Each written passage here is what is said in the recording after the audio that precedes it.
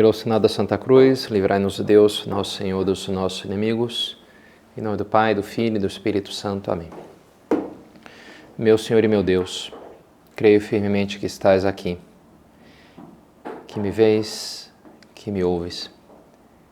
Adoro-te com profunda reverência. Peço-te perdão dos meus pecados e graça para fazer com fruto este tempo de oração.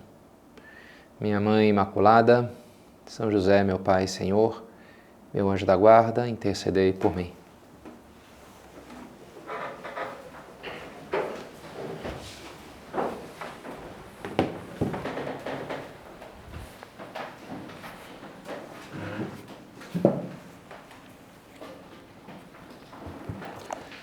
Tudo que pedirdes na oração, com fé, acreditando, recebereis.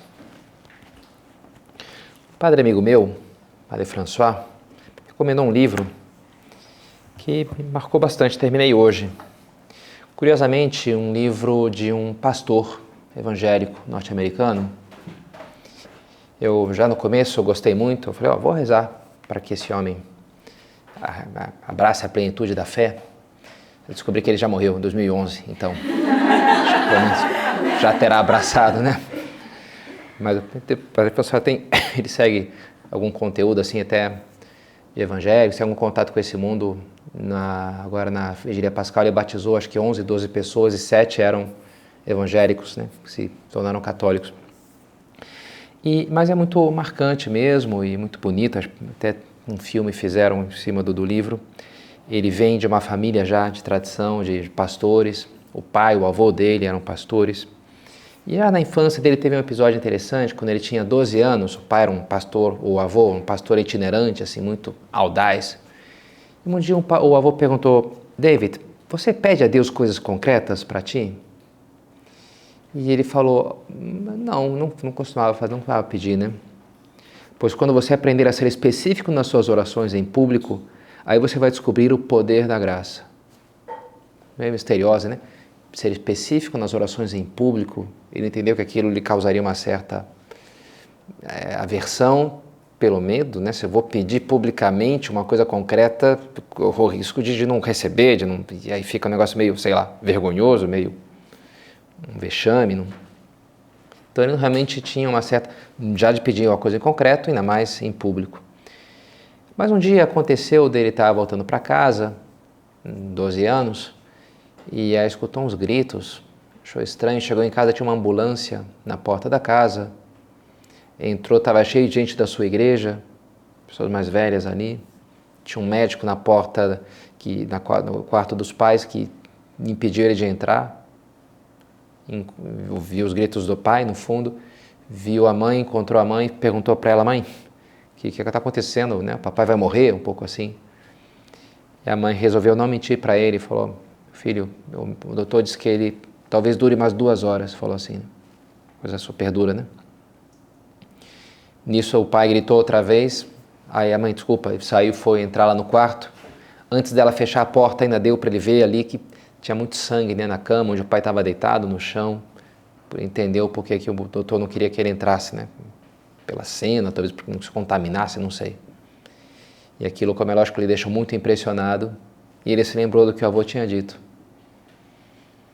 E até lhe ocorreu dizer para aquelas pessoas da igreja que estavam ali, olha, eu vou rezar pela cura do meu pai, mas não teve coragem de fazer isso. Pelo contrário, foi se esconder na parte mais assim isolada da casa, mais remota, desceu ali num andar, e ali começou a rezar, tentando combater um pouco o seu medo, o seu pavor, rezando em voz alta, pedindo a cura do pai. Só que esse quartinho lá no qual ele se fechou era o quartinho da caldeira, que aquecia toda a casa. E, portanto, ele era ligado por canos aos radiadores, em geral fica debaixo das janelas, né? Por toda a casa. Então, os canos, sem ele saber, levavam a voz dele para praticamente, inclusive para o quarto onde estava o pai.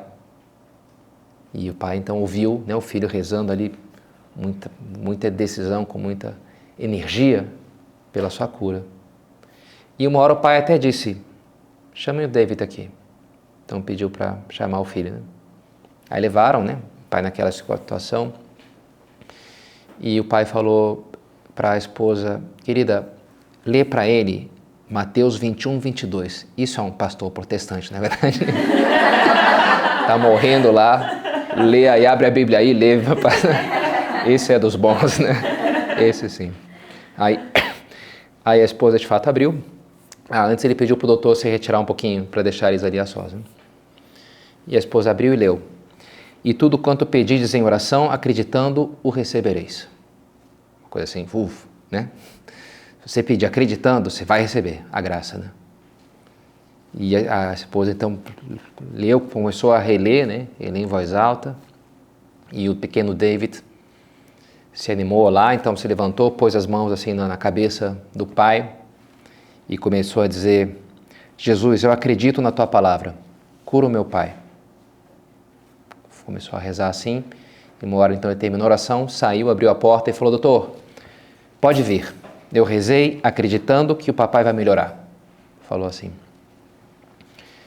E é legal ver o testemunho dele diretamente para narrar o final da história. O médico olhou para toda a sinceridade dos meus 12 anos e sorriu, um sorriso simpático, compassivo e totalmente incrédulo. Aquele sorriso assim, coitado, né? Um pouco assim. Mas o sorriso deu lugar primeiro a uma expressão de perplexidade e depois de assombro ao curvar-se para examinar meu pai. Alguma coisa aconteceu, disse ele tão baixinho que eu quase não podia ouvir. O médico apanhou seus instrumentos com as mãos trêmulas e mediu a pressão do papai. Kenneth era o nome do pai. Levantando as pálpebras do papai, ele disse, examinando seu abdômen e medindo a pressão novamente: Kenneth, como está se sentindo? Respondeu: como se uma nova força percorresse minhas veias. E respondeu o médico: Kenneth, acaba de presenciar um milagre. E de fato, não demorou muitos minutos para o pai se levantar e estar ali curado. Também isso é bem assim, evangélico, né? Uma cura assim, milagre. E é legal, o livro é cheio desses milagres assim, né? Muito, muito impressionante. Mas mexeu comigo assim nesse sentido de... Falar, bem, eu também tenho que rezar, né? Acreditando, né? Também me ajudou assim, a pensar, bem, São José Maria, ele fez o Opus Dei e tantos santos, né? Fazendo meio loucuras assim, saíam lá fazendo e depois vai dar um jeito, não tem dinheiro. As pessoas falavam, você tá maluco, vai devagar, né? Pera aí, né? Os padres amigos de São José Maria tentavam freá-lo a todo custo, porque ele era num ritmo alucinante e arranjava lá um empréstimo, comprava lá uma casa nova, fazia não sei o quê. E peraí, a gente nem pagou o outro, você já está alugando. Então era uma coisa assim que deixava os outros meio com vertigem, né? O ritmo. E ele dizia, não, eu tenho que seguir o passo de Deus, tenho que seguir o que Deus está me pedindo. E a gente vai rezar e vai dar certo. E dava mesmo, de alguma maneira, claro, sempre um pouco sofrendo, né? Com meus trancos e barrancos por vezes, mas vivendo da fé. O justo vive da fé. Então, o que pode nos ajudar a pensar, também na nossa vida, me fez pensar na minha vida, e acho que pode ajudar vocês também, nesse aspecto, que é um aspecto muito importante, sim, da vida cristã, é um tipo de oração muito fundamental, que é o de petição, pedir graças a Deus. Tem os 4 fins da missa, junto com a adoração, pedido de perdão e o louvor, a ação de graças. O 4º fim é esse, né? Assim como a gente fala às vezes da importância da gratidão, também é importante saber pedir. Não só assim na religião, na nossa relação com Deus, mas na vida em geral. Claro que a gente precisa também batalhar pelas coisas, e quando as coisas dependem de nós, a gente tem que, enfim, se levar com as próprias pernas, ir atrás do nosso sustento, mas a gente sempre vai precisar da ajuda de outras pessoas. É importante que a gente se exercite, que a gente saiba pedir, a gente saiba. Eu, na direção espiritual, recolho muitas histórias muito bonitas de pessoas que pediram graças e obtiveram, e aquilo é muito edificante. Mas talvez você pense, não, eu também, padre, eu já ouvi, mas assim, na vida real, né, sabe? Ao menos na minha vida real, sei lá, essas histórias aí são bonitas, mas não me parece que aconteça. Não tenho memória do meu pai, se ele curou ali, sei lá, morreu, né, o meu avô, não sei, né? Talvez a gente tenha esse tipo de memória. E muitas vezes pode ser um problema. Já vi relatos de escritores que falam que perderam a fé quando tinham, sei lá, 7 anos e pediram uma coisa para Deus e não obtiveram. queriam ganhar o trenzinho lá, não sei o quê, e não ganharam, né? Não sei, e aí pronto, então Deus não existe, ou Deus não me ama. Então já gera um conflito grave ali, porque não obtiveram aquilo. Por que Deus não dá, ou pelo menos não dá sempre, aquilo que as pessoas lhe pedem, aquilo que a gente pode lhe pedir? Bem, acho que não é difícil se a gente pensa na atitude dos pais, né? É difícil de entender que às vezes de fato não convém o pai dar algo que o filho está pedindo. O pai que sempre dá tudo que o filho pede, bem, para já que vai ser praticamente impossível, mas mesmo aquele que se empenhasse ao máximo para dar tudo, olha, não seria um bom pai, né? Geraria um monstrinho, uma criança mimada, isso não seria bom, né, para o seu filho.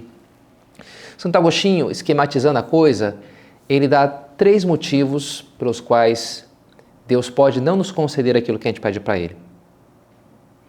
Primeiro, quando o que eu estou pedindo é ruim. Bastante óbvio, né? Me parece bom, mas na verdade é ruim. Quando eu estou pedindo de um modo ruim. E em terceiro, quando eu sou ruim. Então ele diz assim, no jeito, na retórica bonita assim, latina do Santo Agostinho, quando a gente pedimos aut mali, aut male, aut mala. A palavra no latim, a função sintática da palavra vem pela terminação. Daí, Deus, né, no sujeito é Deus, agora adjunto adnominal é Dei, Opus Dei, por exemplo, né, porque é de Deus. Então, a terminação indica qual que é a função sintática. Então, mali significa o sujeito, o maus, porque somos maus pedindo, porque male, pedimos mal, é a junta adverbial, o modo como a gente pede é ruim, ou mala, e esse é o objeto direto, o que a gente está pedindo é ruim. Há um problema com o sujeito, com o modo daquele que pede, ou com o objeto pedido. Ou talvez concretizando um pouco mais no que eu vou falar na prática, essas 3 atitudes que a gente tem que fomentar. Primeiro, a humildade de ter presente que somos o que somos e que não merecemos o que pedimos. Não nos colocar como se nós merecêssemos, porque não. Depois, a fé para perseverar na petição, segundo aspecto, segunda atitude. E terceiro, a sabedoria para desejar o que de fato nos convém. Então, essas 3 atitudes para que a gente viva bem esses pedidos, essa relação, esse tipo de oração.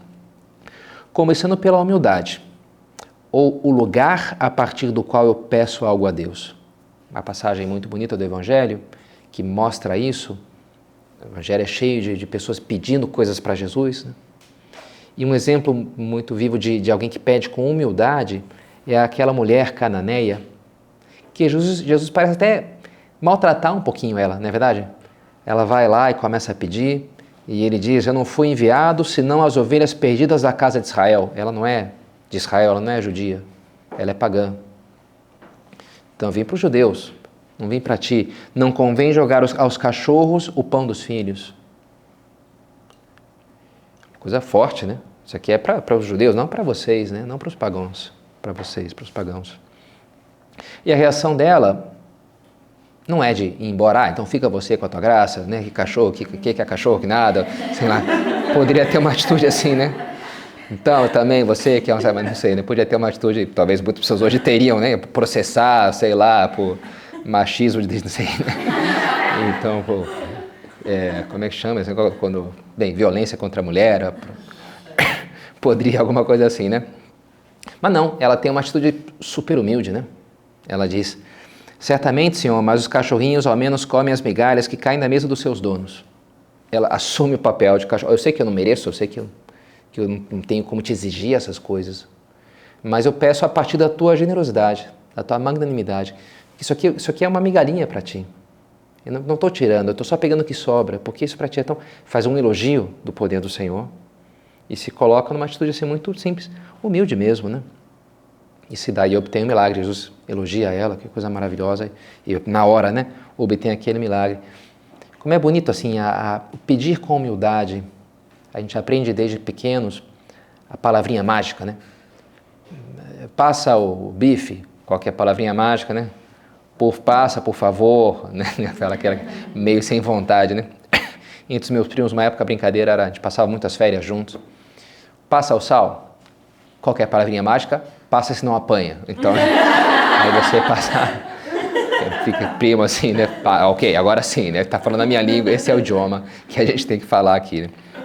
Enfim, não, por favor, a palavrinha é melhor, né? Com Deus vai ser sempre assim, a gente nunca vai poder exigir a Deus, não é verdade? Nunca vai poder dizer, não, porque agora você tem que me dar isso. Não faz sentido, né? Às vezes, algumas pessoas encaram assim a religião, quase como que um comércio com Deus. Porque eu vou na missa, porque eu fiz uma novena, porque eu rezei 2 terços, porque eu... Então, cadê? Deus não vai me dar aquilo que eu pedi? Eu já fiz a minha parte, agora ele que faça a parte dele.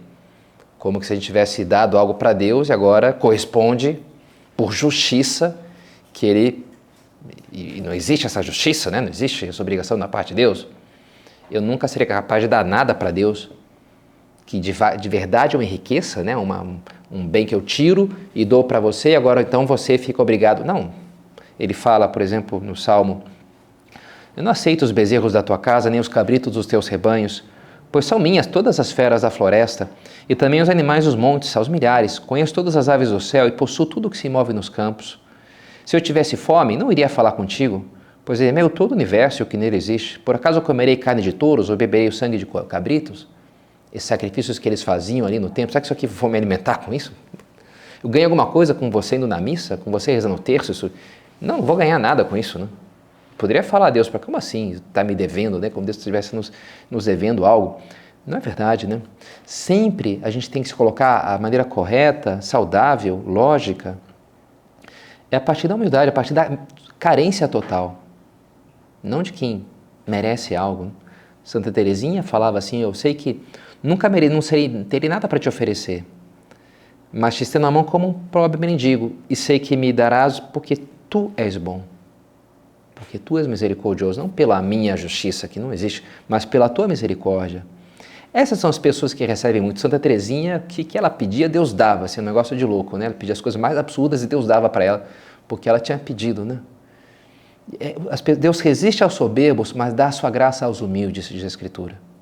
Assim como um bom pai também, sabe? Um bom pai, se o filho pede de maus modos, pede exigindo, aí sim que ele não pode dar, não é verdade? Que vai estar alimentando aquela visão deformada da realidade, que eu sou o centro, que eu mando, que as pessoas precisam me servir. Peraí, não é assim, né? Te põe no teu lugar. Pede de outra maneira. Existe uma mágica no por favor, né? Mesmo humanamente, quando alguém sabe pedir, quando alguém chega exigindo ali, sai para lá, né? Agora chega com amabilidade, chega com uma outra postura, aí sim, as coisas funcionam, né? As pessoas se abrem. Então, vale a pena, primeiro isso, pedir a Deus com humildade. Jesus demonstra isso acedendo ao pedido daquela cananeia, da mulher. Mas é interessante que o que ele elogia nela não é tanto a humildade quanto outra virtude. Ele diz assim, ó mulher, grande é a tua fé, seja-te feito conforme desejas. Interessante, né? Ele elogia a fé daquela mulher. Por quê? E isso aparece em outras passagens também, pedir com fé, né? Acreditando, se vocês pedirem com fé, vocês vão receber. Pedir é uma demonstração de fé, é um exercício de fé. Também um outro personagem do Evangelho, onde se vê muito claramente as duas coisas, humildade e fé, é um leproso, que se aproxima do Senhor dizendo, Senhor, se tu queres, podes limpar-me. Não chega exigindo, como assim, essa doença, não fiz nada de errado, os outros aí são muito piores que eu, então super bem, e eu com essa doença terrível, já que está a justiça de Deus, não chega exigindo nada, sabe que não tem como, tem argumentos para exigir, a gente não pode exigir nada de Deus. Ele quase nem pede, né? Na verdade ele não pede, ele sugere, só ele diz, Senhor, se queres, se por acaso, né, possasse na tua vontade me curar, sim, com uma mera hipótese, eu sei que você poderia, né? Eu sei que você poderia, né? Uma coisa assim meio, né, mineira, né? A gente quase poderia dizer assim, meio sugerindo, sem falar, assim. E é bonito, né? Porque você pode, eu não mereço, mas você pode, se você quiser.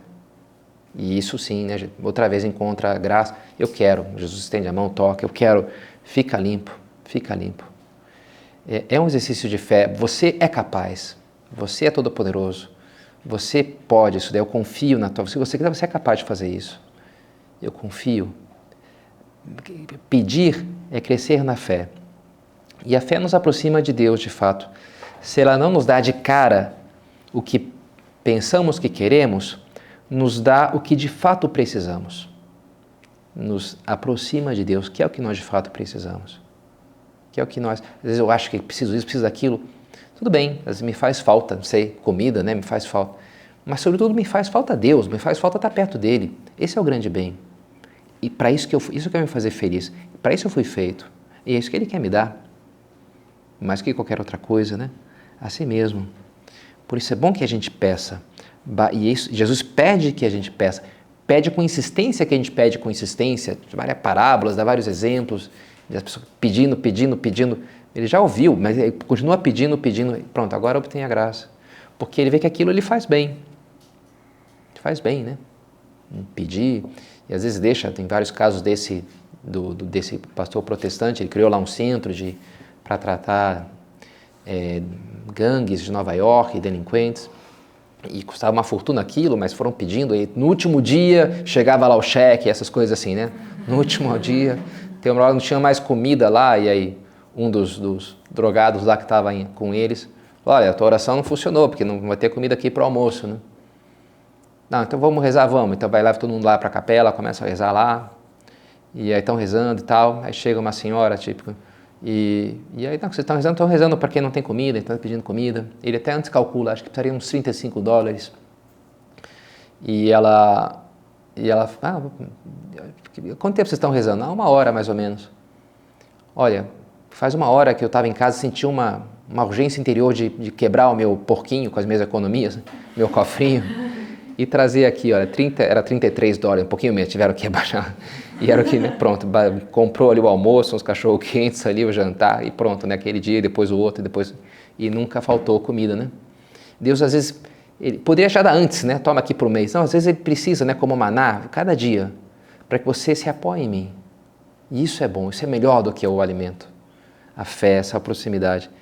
Pede, clama, necesses, clama, não pares de pedir. Uma vez São José Maria escutou essa locução divina. Ele, quando era mais jovem, no começo da vida espiritual, ele não pedia. Ele achava melhor viver um abandono. Bem, Deus já sabe, Deus me dará o que for melhor para mim, eu me abandono nas suas mãos, na sua providência.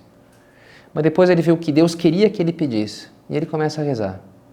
E inclusive escutou essa locução de Deus, né? Clama, pede.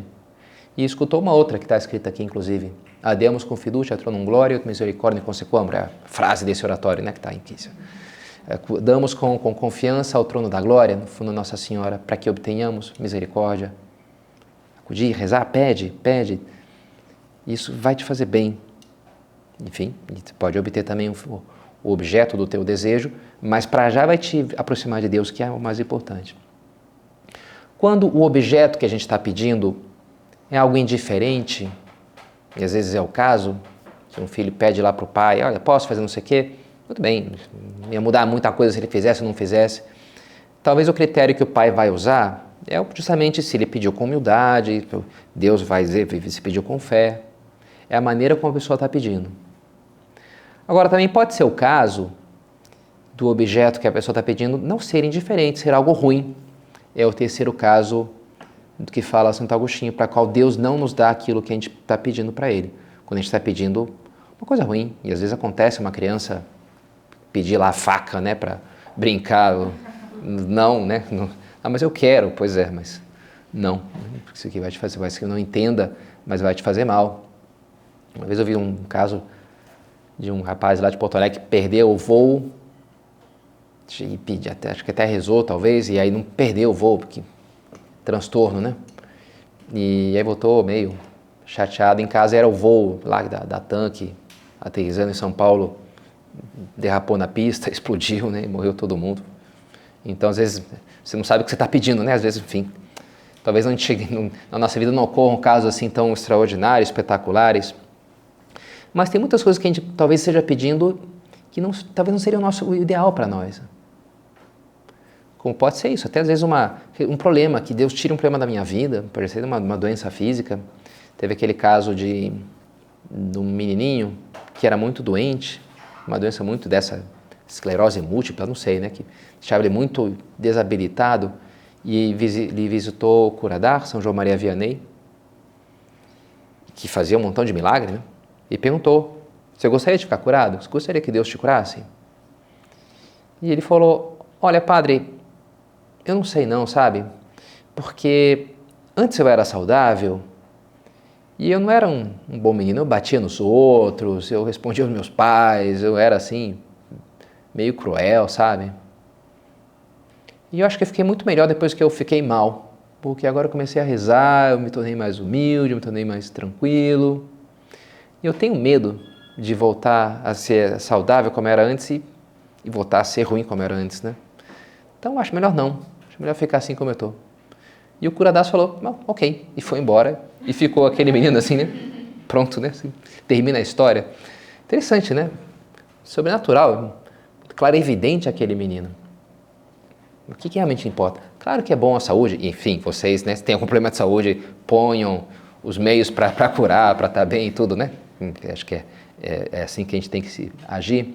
Mas muitas vezes, sabe, a gente vai pedir algo e Deus não vai conceder, porque Ele entende que aquilo é importante para nós, como São Paulo pediu lá, que Deus lhe livrasse daquele espinho na carne, que a gente não sabe o que era.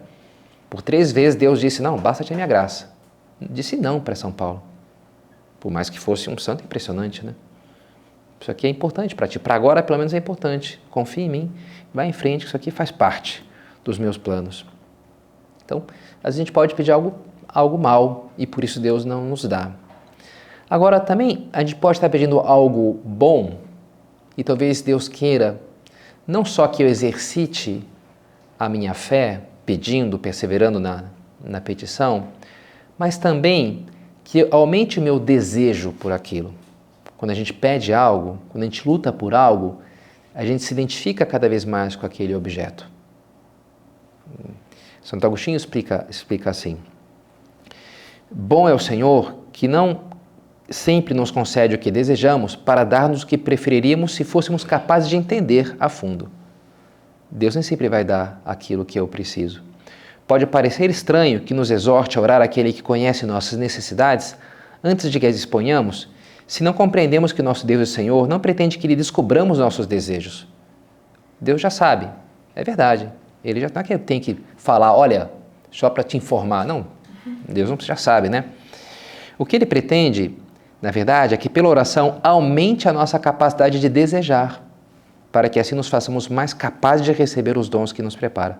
Seus dons, com efeito, são muito grandes, a nossa capacidade de receber é pequena e insignificante. Por isso nos diz, dilatai os vossos corações. Dilata. Quanto mais eu peço algo, luto por algo e insisto, mais eu vejo, eu me identifico com aquele desejo cresce em mim. Se eu rezo um pouquinho, não deu, e já desisto, eu não desejo muito aquilo, não é verdade? Eu não estou realmente muito com aquilo no coração. Agora, quando eu estou mesmo, então eu rezo, eu vou fazer essa penitência, vou na missa, eu vou rezar vários textos, vou fazer essa novena, porque isso aqui é importante para mim. Então, estou rezando e é bom isso daí, sobretudo se é um bom objeto, se é uma coisa que realmente útil, e aquilo eu me torno bom também, quanto mais eu rezo por aquilo. Por isso é não só bom pedir e pedir muito, Deus quer que a gente faça isso, mas também pedir coisas grandes e nobres. Exercitar-nos aí, pedir pela igreja, pedir pelo Papa, pedir pela conversão dos meus familiares. Tudo bem, sei lá, pedir achar uma vaga, peço meu anjo da guarda, né? Me arranjo uma vaga aí, porque, né, me ajuda a chegar a tempo. Sei lá, coisa assim, ótimo, né? Também Deus quer se fazer presente nas pequenas coisas do nosso dia. Mas não deixar de pedir por coisas grandes, né? Por terem metas assim, grandiosas. Pedir pelos outros, diz Santo Ambrósio, se você reza só por ti, serás o único intercessor em teu favor. No entanto, se rezas por todos, também a oração de todos te aproveitará a ti, pois tu formas também parte do todo. Dessa maneira obterás uma grande recompensa, pois a oração de cada membro do povo se enriquecerá com a oração de todos os demais membros. Interessante, pedir com um coração grande, pedir mesmo, eu quero isso, Senhor, te peço isso. Coisas concretas, como a conversão das pessoas. Uma última historinha desse do do David, né, desse pastor. Ele estava lá atrás de uns rapazes, foram presos por homicídio, mas eles estavam já presos e não os conhecia e falaram para ele, a única maneira de você vê-los é obter a assinatura de todos os pais. E ele só conhecia o nome de um. Então o fato é que ele foi atrás, tinha que achar onde é que moravam os pais de um daqueles rapazes, né? Ele não tinha a menor informação. Então ele parou ali, foi andando, com um amigo dele, falou, bem, vou estacionar aqui, acharam uma vaga, pararam aqui. Bem, aqui poderia ser um lugar onde morava, totalmente chute total, né? Pararam ali, perguntaram para um grupo, vocês conhecem o fulano de tal? Alejandro, não sei o que, era todos porto-riquenhos. E ele falou, não conheço não. E ele saiu andando assim meio... Aí veio um rapazinho atrás dele, desculpa, senhor, o senhor perguntou pelo Alejandro e tal? Perguntei, porque você conhece onde moram os pais dele? Olha, é na frente onde você estacionou o carro. Era o prédio da frente, né? Sério? Não, é ali sim, no segundo andar. Então. Ele subiu, vê ali o nome, a mãe dele abriu a porta, ela estava com um terço na mão. Eu estava rezando para que o senhor viesse aqui, porque ele tinha aparecido no jornal, ele estava famoso, né? Eu rezei com o terço dela. E é legal que ele narra isso, eu falo, olha, foram as orações daquela mulher, por mais que ele fosse protestante, relatou que era o terço ali, rezando para Nossa Senhora, né? Que de alguma maneira trouxe ali ele para encontrar no meio de Nova York, parar justamente em frente da casa da pessoa que ele estava procurando, né? Essas graças assim impressionantes. Nossa Senhora é um caminho maravilhoso para a gente pedir as coisas para Deus. Como a gente vê, por exemplo, em Caná, ela arranca de Jesus o primeiro milagre dele, daquelas bodas, não era um milagre assim super, nem estava morrendo ninguém, ia acabar o vinho, ia acabar um pouco ali, ia ser uma vergonha, um vexame, e Nossa Senhora preocupa-se com isso, tem carinho por aqueles noivos, então arranca de Jesus aquele primeiro milagre dele. Ela não é Deus, mas alguns a chamam de a onipotência suplicante, só Deus é onipotente, mas Nossa Senhora o que ela pede, Deus dá, não tem como recusar. Ali na hora até parece que Jesus fala, não chegou a minha hora, mas ela já sabe, fazer o que ele vos disser, fala para os criados ali, porque ele está fazendo um charminho, mas ele vai fazer, eu estou pedindo, aí ele vai, e faz, né? A onipotência suplicante, o que ela pede, é uma grande coisa, né? Que a gente peça para Nossa Senhora, Deus gosta disso, que a gente peça a Ele através dela.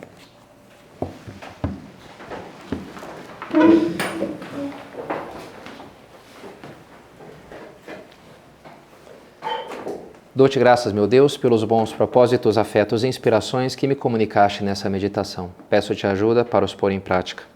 Minha Mãe Imaculada, São José, meu Pai, Senhor, meu anjo da guarda, intercedei por mim.